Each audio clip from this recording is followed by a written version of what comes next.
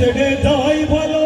কি হবে ধোঁকা দিয়ে বিবেকটাকে, কি হবে ধোঁকা দিয়ে বিবেকটাকে, কি হবে বেঁচে থেকে অযথা বিদ্যা শিখে যদি না করতে পারি শোষণবিহীন সমাজটাকে, কি হবে বেঁচে থেকে। কথা ঠিক আছে?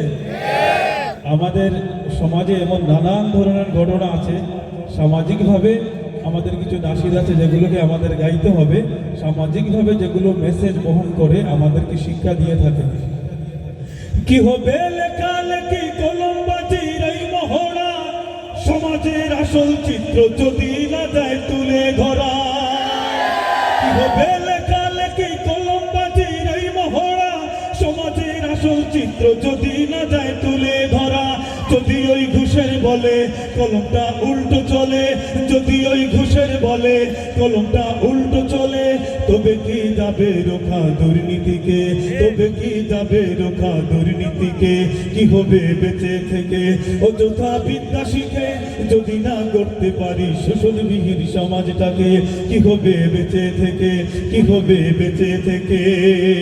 কি হবে শেষ নবীজির উম্মত বলে দাবি করে, যদি ওই নবীর চেয়ার কাদিয়ানীরা দখল করে। কি হবে শেষ নবীজির উম্মত বলে দাবি করে, যদি ওই নবীর চেয়ার কাদিয়ানীরা দখল করে। নবীজির জন্য যদি রক্তের বহে নদী, নবীজির জন্য যদি রক্তের বহে নদী, তবুও হটবো নাই দাবি থেকে, তবুও হটবো নাই দাবি থেকে। কি হবে বেঁচে থেকে অযথা বিদ্যা শিখে যদি না করতে পারি শোষণবিহীন সমাজটাকে, যদি না করতে পারি শোষণবিহীন সমাজটাকে, কি হবে বেঁচে থেকে। ওটা ঠিক আছে?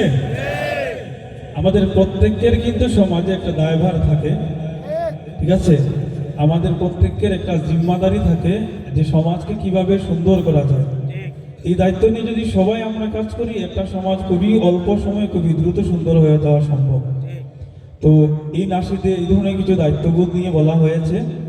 আমরা ইনশাল্লাহ চেষ্টা করব আমার ঘর, আমি, আমার বাড়ি, আমার গ্রাম, আমার সমাজ একটু একটু করে হলেও পরিবর্তন আনবো, একটু একটু করে হলেও সুন্দর করার চেষ্টা করবো ইনশাআল্লাহ।